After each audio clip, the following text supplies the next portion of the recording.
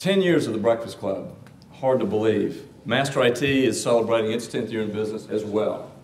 Jeremy, I remember you were recently on Shane and Maxie Dunham's television program, We Believe in Memphis, and you said something very interesting. You said that when you lived in LA, you realized very quickly that it could take a long time for you to make any kind of difference in that community. But when you moved to Memphis, you saw very quickly that you could have a dynamic impact very quickly.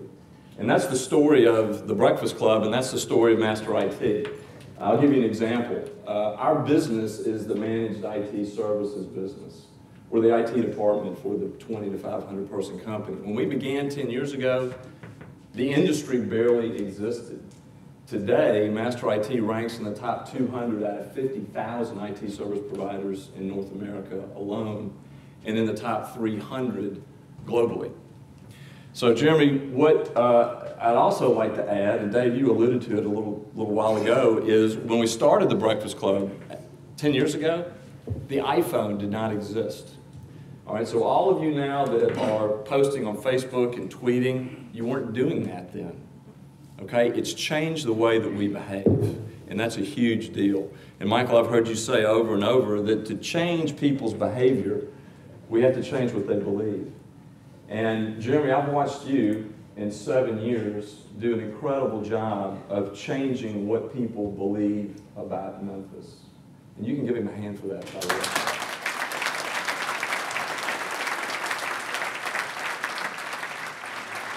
My job is to change what people believe about IT. But just like masterIT, Jeremy, Johnny, your core values, your business plan, your why, has not changed at all since the beginning. So the evolution of the Breakfast Club and the evolution of masterIT has been all about execution. So as Jeremy always does, he asked how many people are here for the first time. And that's great. We always have new guests. But I'd like to ask a different question. I'd like to know how many of you were here in the very beginning. Okay, a lot of you. So you folks know to masterIT how important our core values are to us. Innovate, communicate, face reality, serve. That's what we built our company culture around, our company way around. And it has served us very well in those 10 years. So if you'll bear with me for just a few minutes before we get to Michael, I want to take you on a little trip down memory lane using some of the former speakers that we've had. So see if these remind you of anything. That's Thomas Kalopoulos, Innovate. That's him with our own Allison Carson. Tom is the founder and CEO of the Delphi Group. He's also the author of an incredible book called The Innovation Zone. And when he was with us, he taught us a very simple concept about innovation. And he said this: innovation is not technology. Innovation is process. Innovation is not technology. Innovation is process. Andy Andrews, Communicate. Andy is America's modern-day Will Rogers. He's the author of The Traveler's Gift, The Noticer, many other books. Michael, he's a dear, dear friend of yours. And when Andy was here, which, by the way, he's one of the most popular speakers we've had in, what, Johnny, 80? He taught us a very simple concept, and you know what it is, right? Smile when you talk. It makes people feel better. That sounds like him, doesn't it, Michael? Face reality. That's Michael Durant. Michael is the helicopter pilot whose real life experience is the story Black Hawk Down. And when Michael was with us, he taught us a very simple concept about face reality, and that's this: face it as it is, not as it was, or you wish it to be.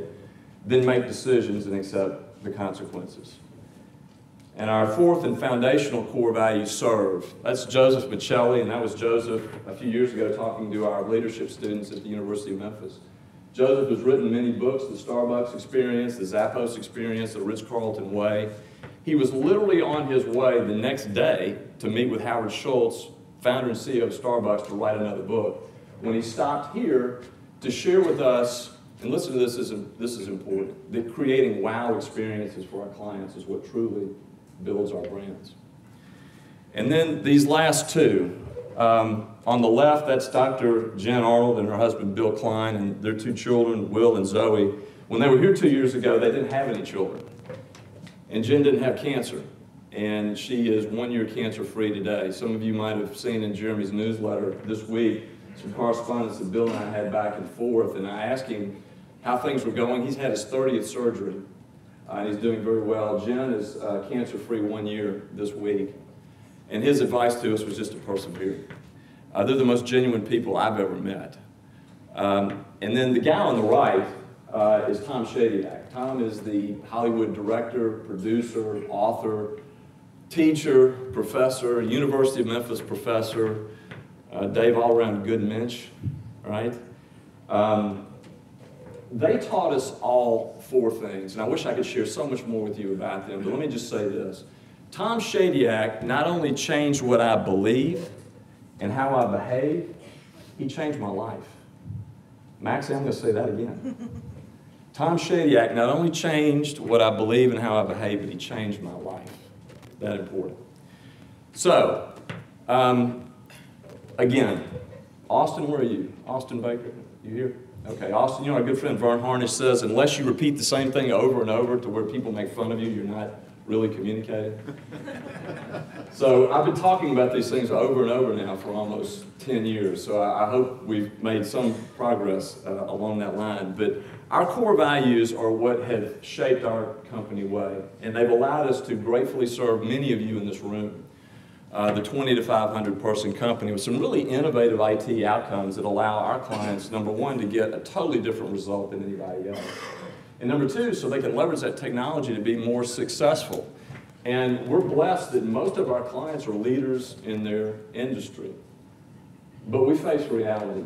We're not perfect, and technology sure isn't perfect. And that's why communicate is so important to us, because to master IT, business is personal and it's a relationship. And I'll give you a story to illustrate that.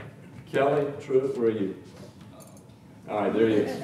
All right, Kelly and I have known each other forever. Kelly's with CBRE. And in 2006, you and I were sitting back to back at tables just like that. Speakers getting ready to come on.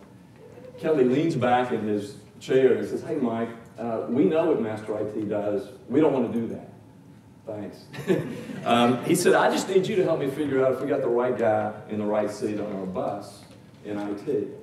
So here we are 9 years later, and C.B. Richard Ellis is one of our most tenured and most appreciated clients. So Kelly... Greatly exceeded expectations. Thank you. We thank you and Kevin and Mary and Penelope. We appreciate all the CBRE team. So that brings me to the why of Michael. Why we asked him, and we're so excited that you're here when you cut your speaking engagements by 90%. It's interesting. All the storytelling that I've done over the years about Master IT, I've never had the opportunity to share with you why the name Master IT. Why Master IT? So for us, it's all about mastery. It's the journey, it's not the destination. And if you look at the logo, Little Master, Big IT. First and foremost, when we started, we knew we had one chance to get this right, at least for us. And we're a Christ-based company. And we employ the servant leadership model. So we feel like if we can serve our clients, then kind of the rest of those core values will fall into place. And Michael, in your book, Platform, you give us a step-by-step process of what to do, and that's what resonated with me so well. So I'm curious, when you guys think of a master, what do you think about? Or mastery? You think about an athlete, an artist, a business person? What do they all have in common? They're so eminently skilled at what they do, they make the seemingly impossible look easy. Think about Ben Hogan striking a golf ball, Mikhail Baryshnikov in the dance, Martin Luther King giving a speech. They also have something else in common. They're very passionate about what they do, about what they're called to do. And it reminds me of another speaker we had years ago, Merrill Hodge, who played in the NFL with Walter Payton with sweetness, okay? Walter was of average size and average speed, but he was arguably one of the greatest players that ever played football. And Merrill told us the story of, and this is back when they only played NFL football on Sundays. We only saw him on Sunday. Merrill got to see him every day doing his thing, doing things that other people wouldn't do or couldn't do, to get the result that he wanted. He saw him on Monday, on Tuesday, on Wednesday, on Thursday, on Friday, on Saturday. It was Sweetness's discipline around his process. So what does all this really have to do with masterIT? Well, if you've ever wondered if technology can help leverage your business to get better results, we're happy to have a conversation with you about the irrefutable evidence that our clients have that it can, and it does. And it's all about discipline around process, around execution. So before I introduce Michael, I want to leave you with my favorite quote of all time. And it comes from Charlie Tremendous Jones. And Tremendous said this: "You'll be the same person today in 5 years, except for the people that you meet and the books that you read." And Johnny, in this room, in 10 years, in this very room, we've met some incredible people, right? And I've just talked about some incredible books. But now, you're getting ready to meet Michael Hyatt. Thank you.